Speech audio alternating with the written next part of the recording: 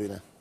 A ver, el gobierno ha ido en la dirección contraria a lo que decía que iba a hacer. Hay datos que uno ve y que percibe en la realidad cuando camina en su pueblo, los fines de semana o en los diferentes lugares de la provincia. El aumento de las tarifas eléctricas y los impuestos con las tarifas eléctricas han sido altamente impactantes. De hecho, una persona de Moreno, Darli, con nombre y apellido, pagó 300, contrario al cual había que agarrar, había que generar empleo, había que fortalecer el mercado interno, había que advertir la crisis de Brasil e invertir en el consumo popular. Se agarró por el sentido contrario. ¿Quién va a invertir con el 36% de tasa de interés hoy en la Argentina? Este sueño de la inversión para la producción. Puede llegar inversión para la especulación financiera, claro, para entrar dólares, hacer ganancia extraordinaria y llevárselo, porque han borrado todos los controles. Es decir, los primeros meses hubo una opción por privilegiar el sistema financiero, el arreglo a cualquier precio con los fondos buitres y una parálisis en la economía, en la producción, que afecta a la mayoría de los argentinos.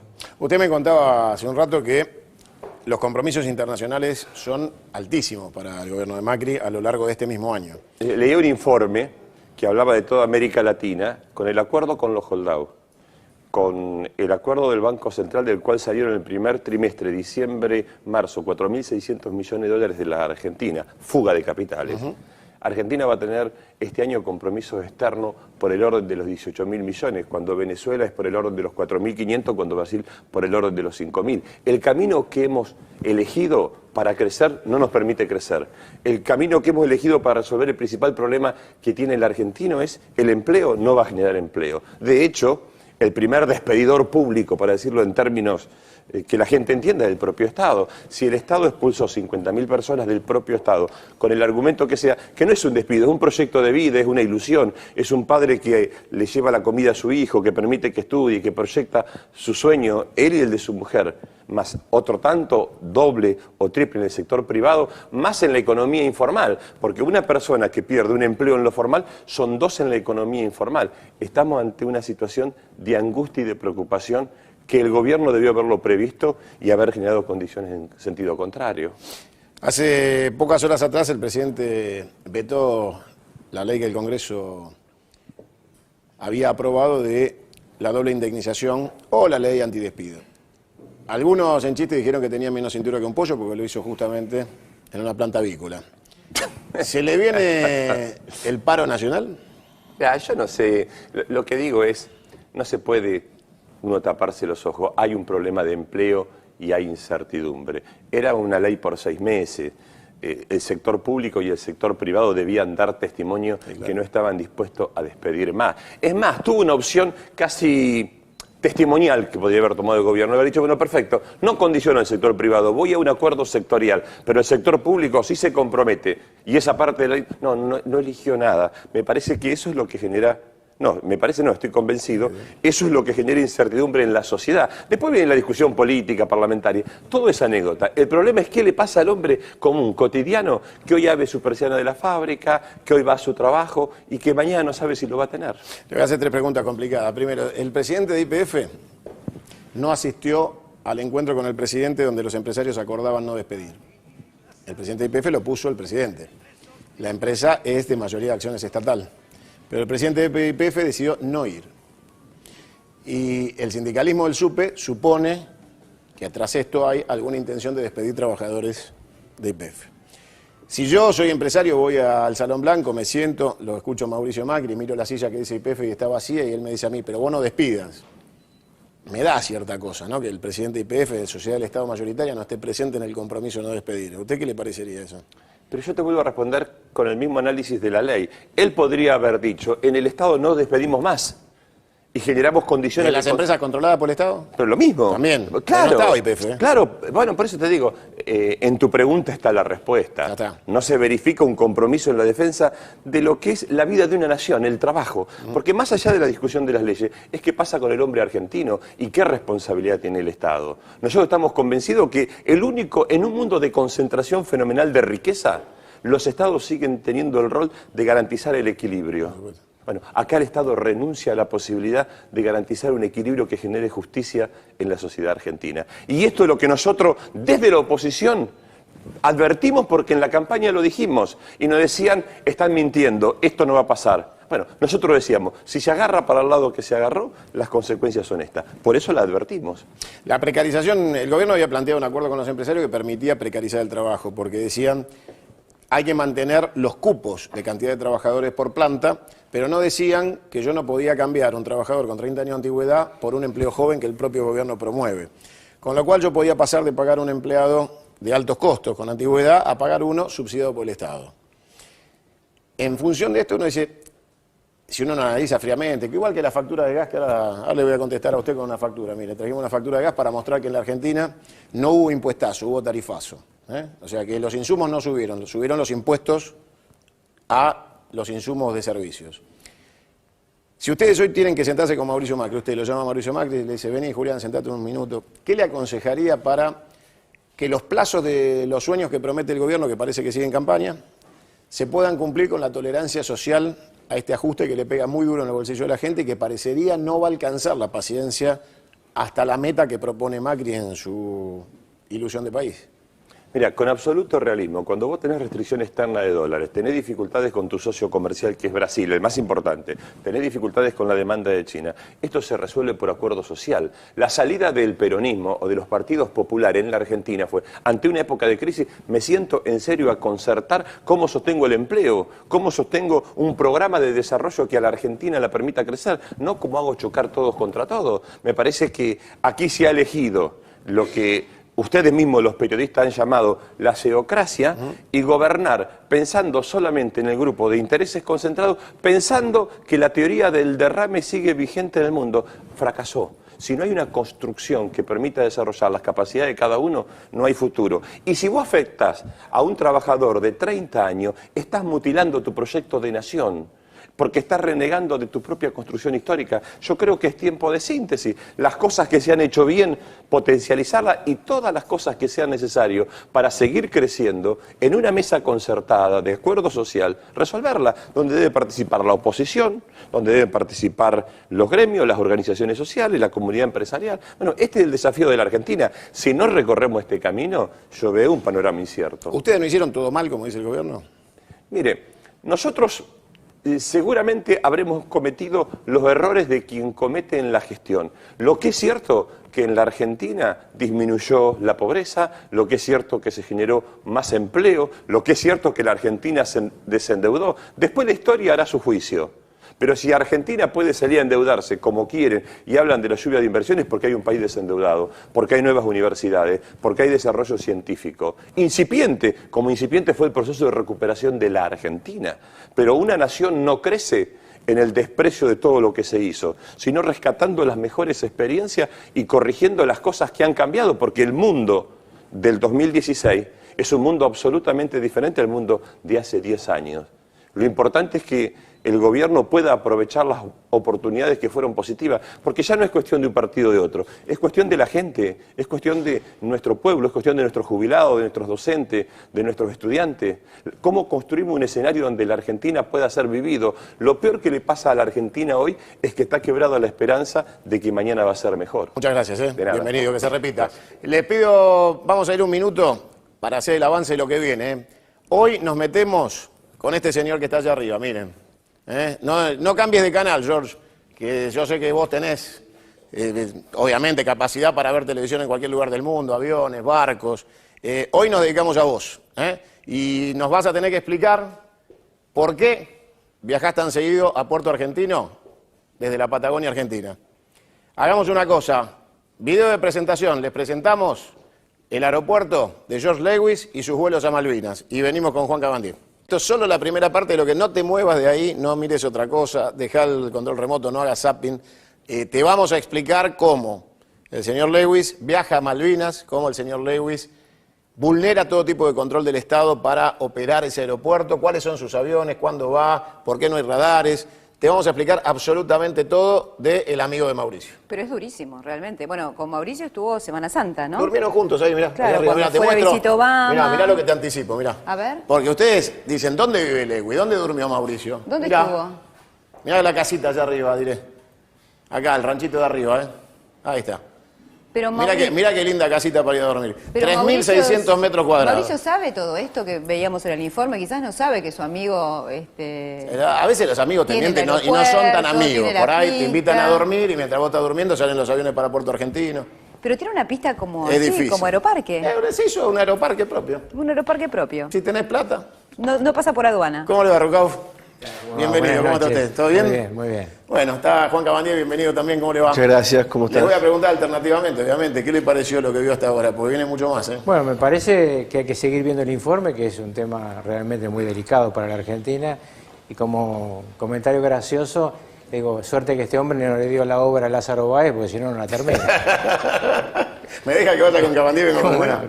¿Cómo le va, Cabandier? ¿Bien? Muy bien. Bienvenido. ¿Cómo Gracias, está? Santiago. Bien, un placer. ¿Estás bien? Bien, muy bien. Un poco sorprendido y tratando de que la gente conozca el escenario que vivimos en la Patagonia Argentina. ¿Lo sorprende esto? La verdad que sí, no conocía el hecho de la pista, sí conocía el reclamo de los vecinos de Bolsón, de los habitantes de Bolsón acerca del acceso al lago Escondido.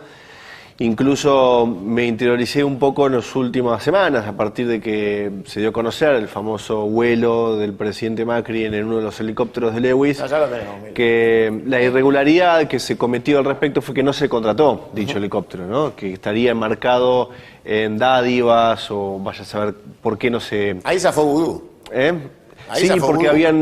había una causa del ex vicepresidente respecto del uso de un helicóptero y, bueno, también se dio a conocer esto.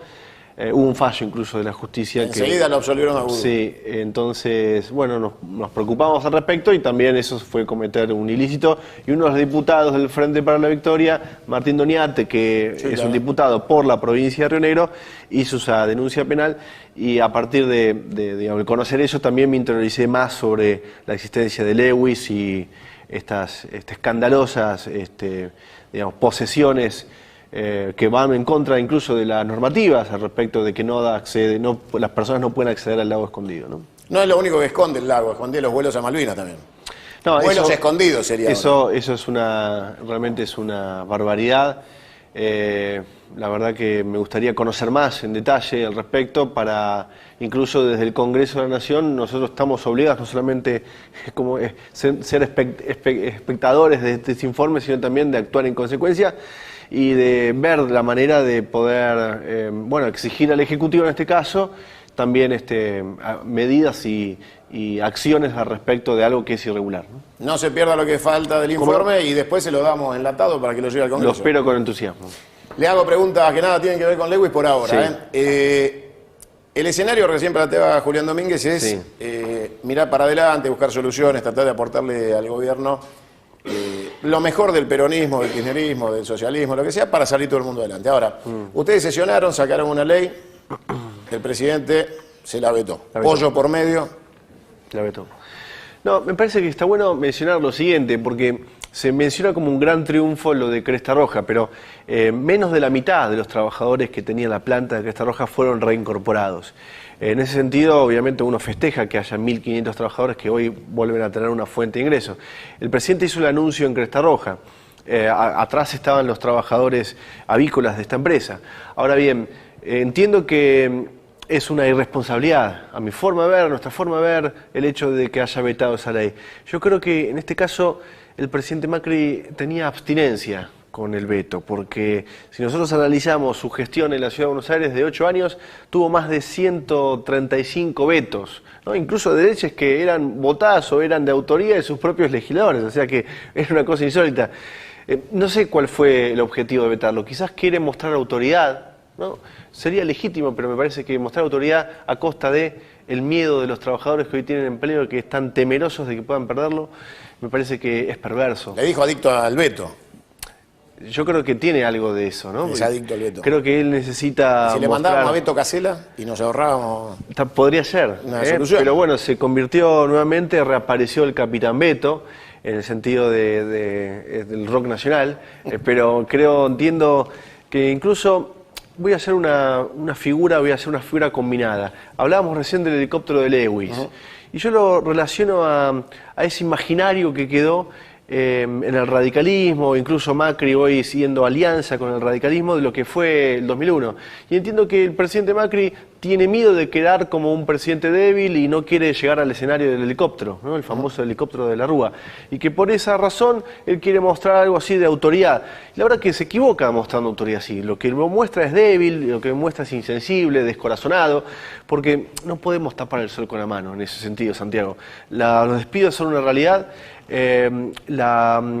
Digamos, la reducción del consumo es una realidad, el resquebrajamiento del mercado interno es una realidad, las pymes no tienen espalda, las pymes están ajustando vía, o quieren recuperar sus utilidades a partir de despedir. Los clubes de barrio. Los clubes de barrio. Los iluminadores, hablando del tema cultural. Pero también hay un factor muy complejo, las universidades. No pueden asumir los costos de las tarifas, no estamos hablando solamente de electricidad. Ya salieron a la calle, ¿no? Los estudiantes universitarios Los estudiantes salieron, se juntaron los rectores de las 19 universidades nacionales con el presidente Macri. Macri les dio 500 millones y la respuesta fue no alcanza. Hicimos números, no alcanza, no llegan de verdad. Entonces me parece que hay una situación compleja. Y a eso le sumamos los clubes de barrios, a eso le sumamos las escuelas privadas, jardines, es decir, educación inicial, secundaria, primaria. Los privados tampoco pueden asumir eso. Hay privados que tienen subvención estatal y hay privados que no la tienen. Incluso los que tienen subvención estatal, los números tampoco le cierran. Es decir, estábamos viviendo un escenario que en lo personal yo no creía que íbamos a vivir en tan poco tiempo. ¿Usted creyó que iba a ser más largo el camino? Yo creía la teoría del globalismo. Y esto es un shock repentino y que lamentablemente se está repitiendo algo que sucedía en los 90. Las malas noticias de los 90 se van los viernes. ¿Por qué? Porque el sábado la gente no compra el diario, está en la suya, no hay mucho consumo mediático, y recién el domingo, para contar algo del viernes, queda mucho espacio en el medio. Y las malas noticias se van los viernes. Y hoy volvimos a repetir ese escenario. Hoy dio una mala noticia un viernes, pensando que mañana la gente se olvida, y el domingo que la gente compra mucho el diario, dice, bueno, ya está, ya pasaron 2 días. Ahora, en este contexto, yo pregunto, ¿no? Alguien le debe estar diciendo a Macri que las cosas están bien. No creo que le digan lo que dice Cabandier y que el tipo diga, bueno, está todo mal y sigo. ¿Cuál es la visión positiva que tiene que tener alguien que piensa distinto que Cabandier? ¿Cómo se imagina usted la charla con Pratgay? Que le dice, no, quédate tranquilo, Cabandier está equivocado. No entiende nada, estamos con el rumbo correcto. Y algún periodista que todas las mañanas dice que hay que tener paciencia, que hay que esperar. Sí. Es evidente que en la Argentina hay muchos sectores que no pueden tener paciencia porque no tienen la capacidad de tenerla. Están en situación de indigencia. Y que esta situación de tarifazo permanente es el primer generador de inflación. Ha sido el Estado el que generó la inflación, el primer motor de la inflación. Y alguien se olvidó de decirle a Mauricio Macri que en el diccionario la palabra estanflación está antes que la palabra inflación. O sea, a él le dijeron, che, hay que parar la inflación. Pero un par de hojas antes dice estanflación. Correcto. Estancamiento e inflación. Y estamos justo ahí. ¿Por qué cree que alguien le dice que está todo bien? Bueno, eso puede suceder. A veces el encierro del poder es una realidad, le pasa a todos y en ese sentido uno creo que tiene que tener la capacidad de poder sortear la quinta, poder sortear olivos y poder vincularse más, poder dialogar más, poder escuchar la voz del pueblo, de los que muchas veces no tienen voz. En ese sentido la calle te aproxima y te da una sensibilidad especial para poder correrse del palacio. En ese sentido creo también que no creo que sea solamente una decisión porque está tomando un rumbo arzosamente, creo que hay una posición ideológica al respecto y de fondo hay una posición ideológica. Yo creo que el presidente Macri está acostumbrado a tener una mirada más bueno, como antes decía, ¿no? De las pocas manzanas de la ciudad de Buenos Aires. Es decir, eso de haber viajado, esa posibilidad que tuvo el presidente desde chico, viajar y conocer otros países, Europa, y uno dice, bueno, en Francia la gente se baña muy rápido porque el agua es muy cara, entonces, y además apagan la luz, cuidan la luz, son más austeros en su economía doméstica. Perfecto, pero eso resiste, si lo trasladas a la ciudad de Buenos Aires, resiste para Barrio Norte y no pasa a Julián Álvarez. Es decir, la calle Julián Álvarez ni Callao. Entonces, esa visión tan centralizada, de la Argentina unitaria, digo, en términos de análisis históricos, no tiene nada que ver con lo que sucede en el conurbano bonaerense, lo que sucede en el sur de la ciudad, lo que sucede en la Patagonia. Escuchar ayer a Frigerio decir, bueno, en la Patagonia hay personas que están en las calles, que están en sus casas en remera, ¿cómo va a estar en remera en invierno? Eso es desconocer completamente lo que puede vivir no solamente un habitante de la Patagonia, sino lo que vive alguien en la región NOA cuando está al pie del cerro, ¿no? Que a la noche el frío es profundo. Y yo me preguntaría, ¿el Lewis no está, que está emponchado en su casa del lago escondido? Es decir, es una visión sesgada. Y lo que a uno le preocupa, en ese caso, es que nos prometen el segundo semestre. Y hay todo un fetiche al respecto del segundo semestre. ¿Y qué va a pasar? A veces anticipar tanto y poner tanta perspectiva en algo que uno no maneja todas las variables puede ser un problema en sí mismo. Pero uno hablando en los pasillos con diputados del oficialismo, ellos ya hablan del último trimestre. Ya corrieron la fecha. Ya se corrió la fecha. ¿Y en junio quizás qué cuando dicen? estemos en septiembre van a decir, bueno, en diciembre mejora todo. Se complica. Y si nunca llega es un problema. ¿Sí? Porque la verdad que la Argentina necesita tener fuertes sus instituciones y creo que todos los gobiernos en ese sentido han trabajado, a algunos no les salió, algunos no pudieron, no tuvieron la capacidad de hacerlo, pero la verdad que querer ser obsesivo y estar obcecado en las ideas de uno sin contemplar lo que sucede en la realidad y no entender que ya salieron a la calle los estudiantes, ya salieron los teatros, ya salieron los clubes de barrio, ya salieron los trabajadores, las 5 centrales, ya salieron las escuelas secundarias, ya salieron las primarias, ya salieron en la provincia de Buenos Aires los trabajadores de la salud de la provincia, los trabajadores de la salud de la ciudad de Buenos Aires. Es decir, están todos los sectores contemplados. ¿No se habrá hecho kirchnerista Macri? ¿En qué sentido? Y porque me dice que no escucha a nadie. Nosotros escuchamos. Porque ustedes tuvieron mucho tiempo sin escuchar a nadie. ¿Por qué? Ustedes también tenían su relato. No, una cosa es tener un relato y otra cosa es no escuchar. Es decir, ¿cómo no? Nosotros hemos tenido la capacidad de escuchar. Es decir, todas las medidas que nosotros fuimos tomando es porque uno interpreta a partir de la escucha y de su visión, por supuesto, de las urgencias y necesidades de la gente. Es decir, cuando nosotros pusimos la asignación universal por hijo, incluso teníamos un debate adentro de nuestro gobierno acerca de las políticas focalizadas, las No estaban de políticas... acuerdo. No, había visiones, como todo, hay bibliotecas. Y tomamos una decisión que fue acertada. Cuando nosotros tuvimos que tomar medidas con respecto a determinados temas, lo hicimos a partir de que consideramos que era una demanda efectiva de la sociedad, de la gente, de sectores. Y sí, en ese sentido creo que nosotros hemos tenido esa capacidad. Por supuesto, eso no nos exime de que hayamos tenido errores, por supuesto que hay, porque no existe lo perfecto. Pero Cuando la gente no los votó, sí. Lázaro Báez fue preso. Le pregunto lo mismo que a Julián Domínguez. ¿El costo de tantos aciertos era Lázaro Báez? ¿Y si ganaban ustedes, Lázaro sería libre?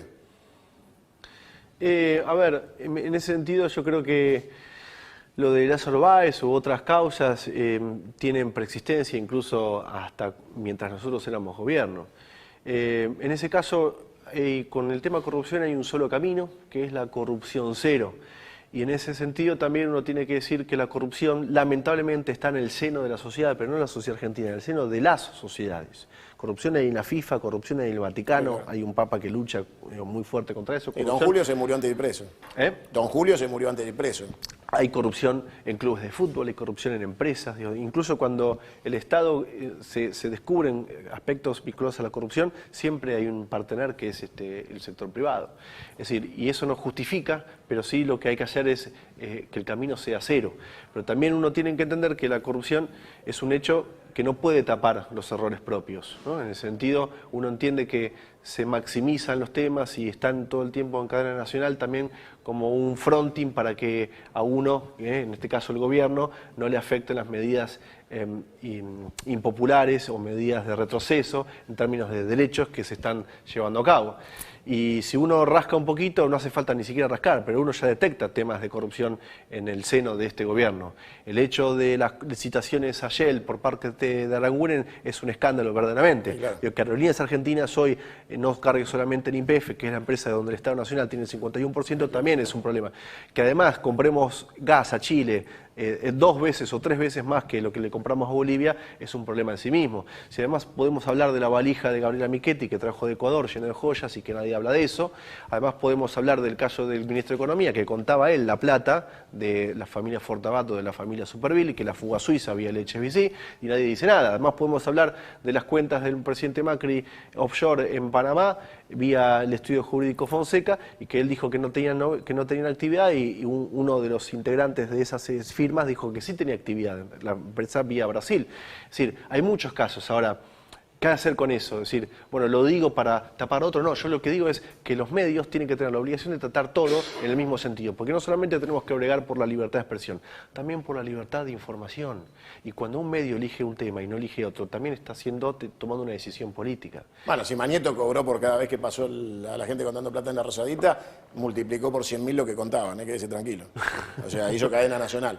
Le hago la última. ¿Vuelve Sí. Cristina? ¿Va a ser política o ya está? Vino para zafar y se fue a Santa Cruz y no viene más. Y Cristina desde los 16 años, 17 años que hace política, y lo sigue haciendo.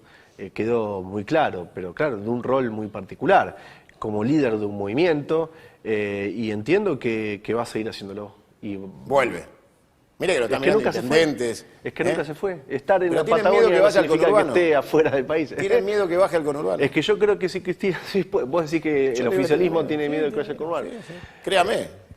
Bueno, me parece que hay ciertas cosas que se van demostrando que sí, que en algún sentido pueden tener algo de temor sobre nosotros. La verdad que nosotros siempre fuimos respetuosos de la institucionalidad y si podemos hacer historia al respecto, digo, el peronismo nunca tuvo de ese tipo de problemas. Sí otros partidos centenarios que han tenido algún problema con la institucionalidad en el sentido de que ante ciertas situaciones fueron a algunos regimientos a golpear la puerta.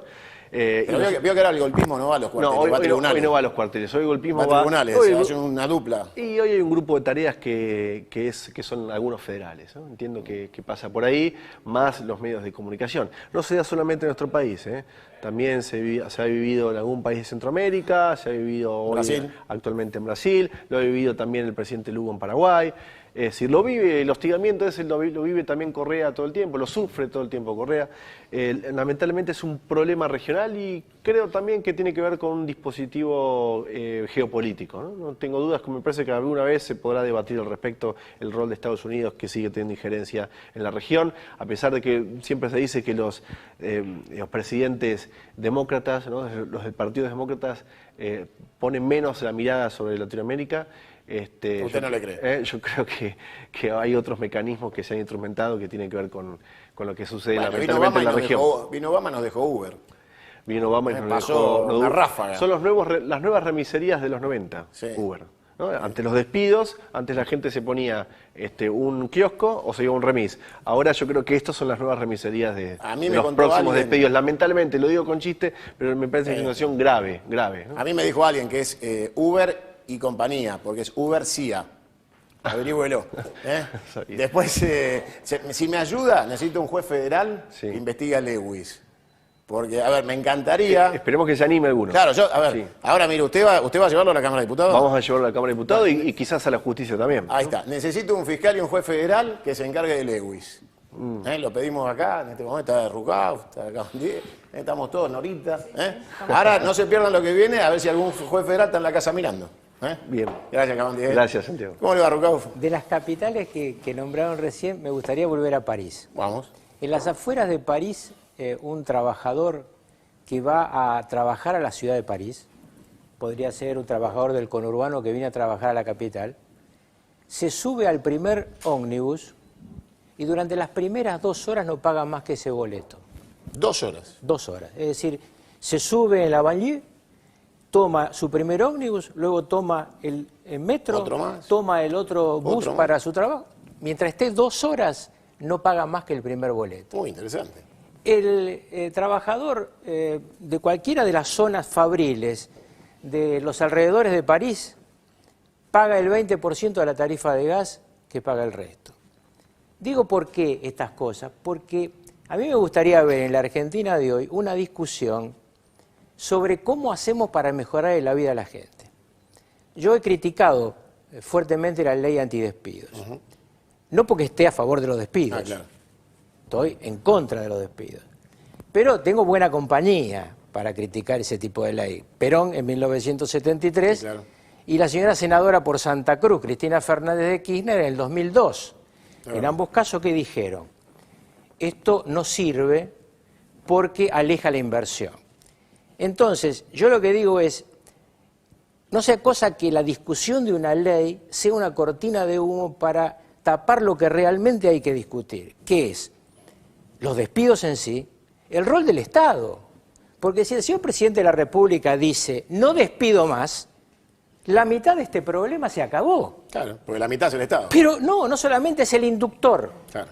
Yo despido, todo Porque despide. empezaron a despedir y se armó la cadena del despido. Y la discusión esta de mis amigos de la CGT, a los que mucho respeto, lo que han hecho es hacer que muchas pymes echen antes. Y si hubiera salido la ley, muchas empresas grandes hubieran esperado el día 181. Salió la ley, la vetaron. No, bueno, lo mismo, todos sabíamos que le iba a vetar. Entonces yo lo que digo es, tenemos un problema con la situación del gas.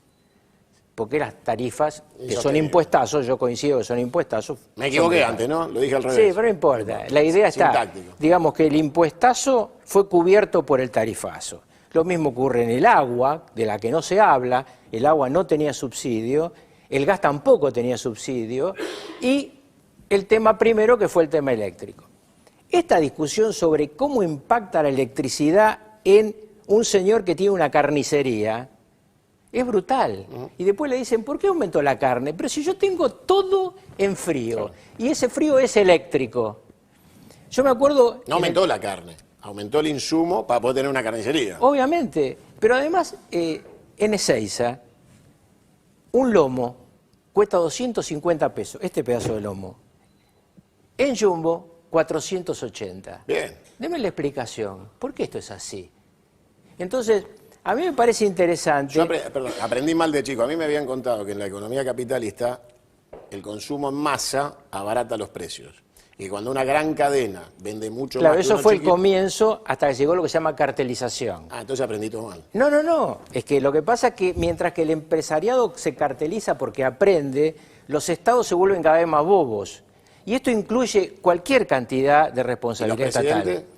No, yo creo que los presidentes sufren realmente el Al síndrome Estado del aislamiento. ¿Sí? Sí, Usted estuvo cerca, usted fue presidente. Absolutamente. Usted se hizo cargo del país alguna vez. Cuando vos... No, yo no. ¿Un día me hice no? cargo. ¿No viajaba, Carlos? No, sí, pero no te dejaban ni los maníes. Pero no, lo que yo digo, cuando un tipo con mucho poder tira esta copa al suelo, siempre hay 5 que vienen y dicen que bien lo hizo doctor, cayó perfecta, salpicó, que es una delicia, hágalo de vuelta. No, yo lo que digo es que a mí me parece que el debate que a mí me gustaría ver en nuestra clase política, yo ya estoy fuera de eso, soy un observador apasionado de lo que es mi país y de lo que es mi gente. Es decir, bueno, empecemos a discutir concretamente cómo hacemos para mejorar la vida de la gente, cómo un señor que labura todos los días va a pagar el pan al precio que debe, no a esta locura al que lo quieren poner, ese señor va a poder tener acceso a la canasta familiar, ese señor va a tener acceso al transporte. Yo el otro día escuché por radio una cosa increíble. Un señor que se entiende que es un funcionario público diciendo que el incremento del boleto de transporte es el precio de un café. Yo le quiero decir a ese señor que donde él toma el café, el obrero no lo toma. El obrero se viene con un mate acá en el termo para poder aguantar y un poco del pan para aguantar. Entonces lo que digo es, ¿no será el momento en que nos escuchemos todos? Sí, claro. ¿No será el momento en que no nos encerremos? Porque miren, elecciones hay recién en octubre del año que viene. Lejísimo. Entonces digo, a mí me parece que la oposición debiera intentar un diálogo y que el oficialismo debiera escucharlo. Y que debiera empezar a construir temas concretos de solución a los problemas de los ciudadanos. Esto es lo que le falta a la Argentina hoy, en mi opinión. Están este tipo de casos. Este tipo de casos como el de Lázaro Báez, Sí, claro. son grandes escándalos que tienen que tener una resolución judicial y que tienen que tener castigos. Porque es verdad que existe en otros lados actos de corrupción. Pero cuando el que se corrompe tiene que ver con el Estado, la diferencia es que esa plata es de todos nosotros, que esa plata podría haber ido a una escuela o a un hospital, que ese lugar donde este señor no deja entrar es de todos nosotros. Absolutamente. Y que si además se prueba esto que vos afirmaste, de que se está haciendo una utilización de esa pista para un territorio que ha sido usurpado por el Imperio Británico, estamos en una situación realmente muy Gravísimo. dura y muy grave que requiere una investigación. Ahora, esta investigación le corresponde a los jueces. Me parece bien que los diputados se la lleven a los jueces. Ahora, los corruptos, los que se aprovechan del territorio nacional, no deben hacernos ocultar el otro problema. A mí me parece bien que Cresta Roja esté trabajando. Me parece bien. Yo no voy a criticar que todavía sean 1.500. Sí, me parece que hay que pedir que vuelvan a estar los 3.000. Los 3.000, claro. Pero me parece bien que hayan hecho un esfuerzo en ese sentido. Sobre todo porque al final del gobierno anterior, este era un problema irresuelto. Vos sabés que yo soy de Seiza, conozco el tema perfectamente, sé lo que pasó con esa empresa, sé cómo engañaron a muchos empresarios llevándolos a venderle a Venezuela. Venezuela después no pagó porque Venezuela entró en este escándalo monstruoso de un incapaz que realmente yo me imagino que si Chávez se llega a despertar se muere de vuelta. Entonces, esta situación me parece una solución. Ahora, si vos te quedás el oficialismo en decir ya lo tengo abierto y la oposición en decir no me alcanza, no, hay que buscar que consigan trabajo los 3.000. Hay que buscar además que la gente pueda comprar pollo, porque mirá, si vos vas a la verdulería, como yo voy, hace 2 meses yo gastaba en la verdulería, compro más o menos lo mismo siempre. Gastaba 70, 80 pesos. Hoy pago 160. Y el boliviano que me la vende me dijo ayer, doctor, cada vez vendo menos. Claro. Esto es, estamos en lo que vos dijiste hace un rato. Estamos en un proceso de estancamiento con inflación. ¿Se puede salir? Se puede salir. Ahora, cuando vos escuchás a algunos amigos del gobierno que dicen esto es un error porque es paulatino, me agarra un escalofrío. ¿Qué es el shock entonces?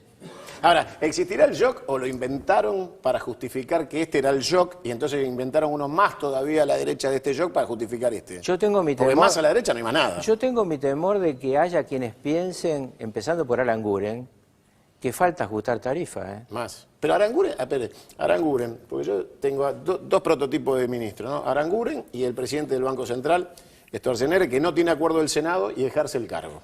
Entonces yo digo, a ver, el presidente de Shell licita buques de gasoil y los gana Shell. Y él tiene acciones clase A de Shell. El señor Sturzenegger ejerce la presidencia del Banco Central, pero no tiene acuerdo del Senado, tiene una causa por la negociación por supuesto. de la deuda externa a tiempo de la Rúa. Sí. Entonces yo digo, Mauricio Macri, usted estuvo muy cerca del poder, estuvo ahí, ganaron, esta casa fue la suya. No hay nadie que le diga, mirá, la verdad, el ministro de Energía no puede ganar licitaciones de Shell porque es accionista clase A de Shell. Y el señor Sturzenegger no puede ser presidente del Banco Central porque tiene una causa abierta y no tiene acuerdo del Senado. Yo, si hubiera sido Macri, en primer lugar me hubiera impactado que mi ministro diera una conferencia de prensa para anunciar la noticia de que nos iban a aumentar el 600% de la tarifa de gas, porque yo no he visto nunca semejante idiotez. Primero te dicen que te la van a poner y después cuando te llega la factura la viste y se me la pusieron. Entonces, no, pero bueno, esto es un tema que yo creo que requiere rectificaciones. Muchos hablan de la capacidad de rectificación de Mauricio Macri. Espero que rectifique en estos temas, en otros no. En otros temas yo creo que está en el camino acertado. Cuando él empieza a buscar una política de integración con el mundo, me parece una política interesante. Lo que hay que aclarar es que parece absurdo que si vos vas a una política de integración con el mundo, tomes plata al 7,5%. Claro. Porque me da la impresión de que tener el doble que Bolivia de tasa de interés no es muy sano. A lo mejor había que esperar a haber estado más adentro. Fíjese qué interesante. Ha operado mejor con la oposición Heidi, Vidal, sí, sí. Que el presidente. O sea que tenemos que prestarle más atención a Vidal. No, yo digo, uno de los grandes errores del kirchnerismo es, se acaba de mostrar en el primer bloque de este programa. A ver. Porque si Julián Domínguez hubiera sido el candidato... ¿Era gobernador? Era él gobernador. No, pero no hay duda. Contrafáctico, pero... No hay duda. Sí. Pregúntele a cualquier señora en la provincia de Buenos Aires por qué votó a Heidi. Se lo vamos a preguntar. Pregúntele. Va a volver, ¿no? Va a volver. Yo no, ni loco. ¿No? Ni loco. ¿No vuelve? Se queda en su casa. No, mire, en este país, hacer política y ser decente es algo muy mal pagado.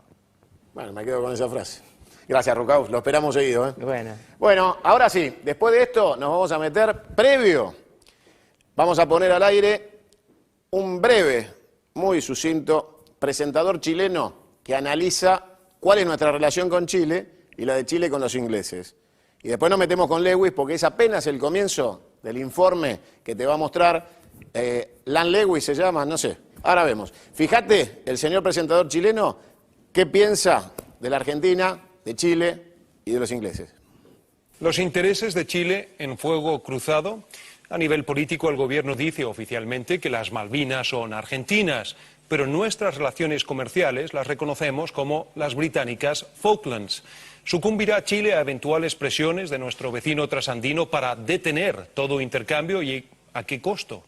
En jaque hay un vuelo de LAN, 300 chilenos viviendo allí, 7 millones de dólares de comercio con Punta Arenas y un potencial enorme si Chile accede a las reservas de petróleo en las islas. La que sigue es la crónica que preparamos con Esteban Sánchez y Elvis Veliz. Bueno, y acá estábamos, lo escucharon, ¿no? Eso es lo que piensa un comentarista, un periodista, un colega chileno sobre la realidad de Chile, Argentina y los británicos, que analiza que para Chile es muy importante 7 millones de dólares de intercambio con Malvinas. 7 millones de dólares.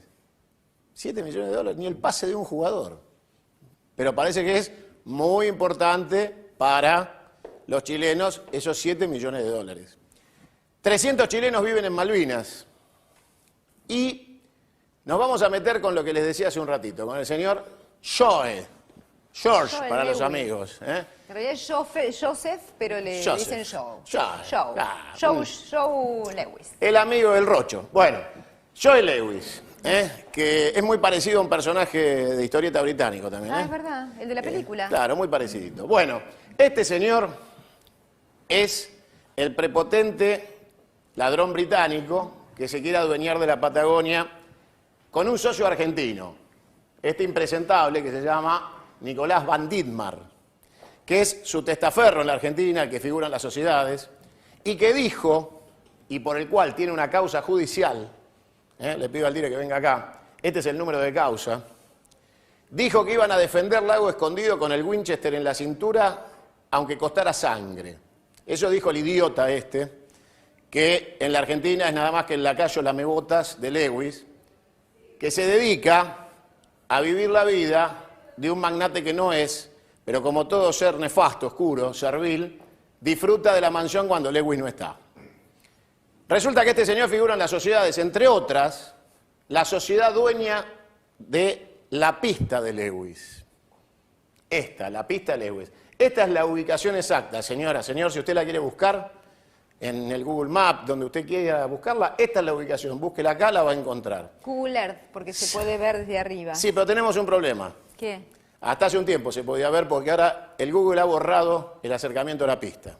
¿Que la googlearon? Entonces ya no podés acercarte para ver la pista porque alguien ha hecho que Google borre la pista. La ves desde la lejanía satelital, pero cuando te vas acercando no está la pista. Pero la pista está, quédese tranquilo, está acá.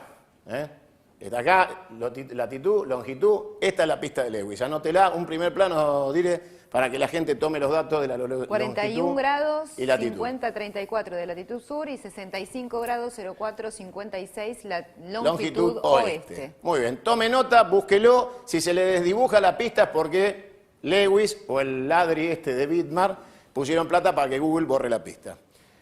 ¿Cuál es la realidad? Lago Escondido fue, como decía Juan Cabandier, el lugar por el cual se hizo conocido este señor Lewis. Y entonces les vamos mostrando qué es Lago Escondido. Esa casa que está ahí arriba, 3.600 metros cuadrados de mansión en el medio de la cordillera, imagínense solo lo que fue llevar los materiales hasta ahí. Estamos hablando de plena montaña, plena cordillera. Eso es Lago Escondido, el lugar que se adueñó este señor, que se apropió ilícitamente, porque obviamente el señor consideró que los caminos interiores del lago le son propios, cosa que obviamente la justicia determinó que no es así. Sin embargo, sigue habiendo custodia armada en todo Lago Escondido como si fuera el Far West. Desde esa casita uno puede bajar y encontrar esto que fue lo que determinó la justicia. Y el cartel que dice, le pido un acercamiento al director, aquí comienza el acceso público al Lago Escondido. Y abajo cita la orden judicial por la cual se permite el tránsito, libre tránsito de cualquier ciudadano argentino por Lago Escondido. Sin embargo, adivinen qué hay abajo del cartel. ¿Qué hay? Mira acá, una tranquera. O sea, el cartel es hermoso, pero abajo del cartel que dice, vaya nomás, señor ciudadano argentino, transite por su país libremente, disfrute de lo que es suyo, hay una tranquera que dice, por acá no pasás. Seguramente no la puso ningún bolsonero esta tranquera, ¿eh? No es que la pusimos nosotros de este lado para que él no pase. La puso este infeliz para que nosotros no podamos pasar. Tiene la característica, el Lago Escondido, de tener siempre un cipayo local, al cual le pagan muy bien, para que salga a hacer caridad en la zona de Bolsón y alrededores, para tratar de comprar la conciencia social. Entonces, miren lo que hay, miren acá, qué lindo cartelito, ¿eh? La Escuela 41 de Lago Puelo es una escuela rural muy linda, pagada por la provincia de Chubut, que debe tener más o menos 3.000 metros o más de tamaño, todo nuevo, techado, lo hizo el gobernador Das Neves en su gobernación anterior, la ampliación de ese colegio que es muy antiguo. Hicieron la ampliación del colegio especial al lado, un lugar maravilloso que costó millones al Estado y que es orgullo de la provincia de Chubut, la Escuela 41 y las que están dentro del perímetro educacional de la Escuela 41 y sus hectáreas. ¿Hacía falta poner un cartel de mierda en el colegio para que los chicos lean que 10 computadoras de mierda las donó Lago Escondido? ¿Qué quiero decir con esto? El Estado argentino de la provincia del Chubut gastó millones en la estructura de estos colegios. Millones. Y no hay un cartel que diga Das Neves lo hizo, ¿eh? Es de todos los chubutenses. Ahora, estos impresentables ladrones donan 10 computadoras y le ponen un cartel al colegio para que los chicos le digan gracias a este ladri por 10 computadoras. De estos cartelitos de mierda está lleno, por todos lados. Porque hay una señora que se dedica 24 horas a hacer estos actos de caridad, llevar los chicos al Lago Escondido a jugar a la pelota, al rugby. Ahora vamos a pasar imágenes para mostrarles cómo es la vida social del Lago Escondido, que es la caricatura social de este impresentable, para tratar de blanquear el saqueo, el robo y los negocios oscuros que tiene por detrás. De estos cartelitos, lleno. Abajo les vamos a mostrar la foto, por si usted no lo vio, de lo que se discute ahora, la represa de Lewis. Si le va a dar electricidad o no al Bolsón y le va a cobrar. Ya que está, ya que se quedó con todo lo que es nuestro, ¿por qué no nos lo va a cobrar? Entonces, este dique que construyó en el río Escondido lo quiere transformar en usina y cobrar por la electricidad a los habitantes de Bolsón, que son los dueños legítimos del agua, de los árboles, de la tierra. Porque yo no sé si usted sabe, pero la ley prevé que cuando usted compra algo, no compra el vuelo son los árboles, ni la riqueza que tenga que ver con el recorrido de aguas, porque todo eso es de los argentinos y de la provincia. Este señor cree que todo esto lo compró, como trata de comprar la conciencia de tanta gente por 2,50 pesos. Este es George Lewis, así se lo conoció, por este escándalo, por Lago Escondido, por robarse un lago y decirle a los habitantes de la República Argentina que es de él y lo va a defender, como dijo este infeliz, con un Winchester, aunque cueste sangre. Y esto que le estoy diciendo es la frase textual, ahí la tienen, miren. Es exactamente lo que dijo este imbécil, por lo cual fue procesado y tiene esta causa, por haber amenazado a los habitantes legítimos de la provincia de Río Negro con matar gente, para defender las tierras de su jefe. Este es el lamebotas, soquete idiota, que amenazó al pueblo de Río Negro. Entonces venimos del otro lado de la provincia, porque ahí, pegadito a la cordillera con Chile, está el Lago Escondido. Pero del otro lado, ¿por qué no tener una pista? ¿Por qué no? ¿Cómo llegamos? ¿Por qué no? ¿O no? ¿Cómo pasamos los materiales? Pero olvidate, ¿cómo no voy a tener una pista? Yo quiero mi pista.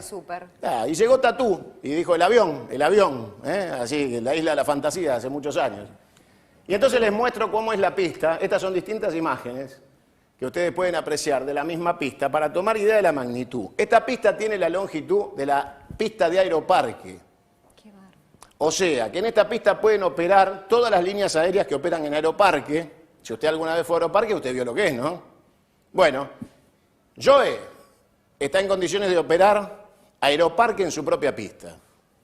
20 millones de dólares, 3 meses de obra, puede aterrizar un Boeing 747, puede aterrizar un avión Hércules de la Fuerza Aérea, pueden aterrizar aviones caza de combate. Le voy a pedir al señor director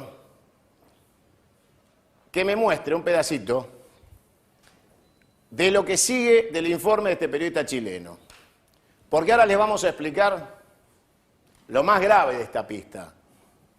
Y es que desde esta pista hay vuelos desde el continente argentino a nuestras Islas Malvinas que nadie puede controlar.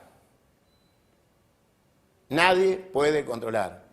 Y hay avionetas chilenas y aviones chilenos sobrevolando territorio argentino hacia Puerto Argentino, todas las putas semanas. Le pido al director que muestre cómo los chilenos se equivocaron y nos mostraron cómo hace una avioneta chilena para ir a Malvinas cruzando.